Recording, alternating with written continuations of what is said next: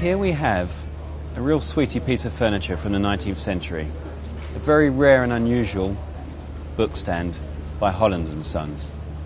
The top having a lovely parquetry top in tulip wood with a satinwood banding and ormolu all the way around the outside. To the second two sections you have a revolving bookstand which swivels. Today you could keep bits and pieces, knickknacks and things like that in them.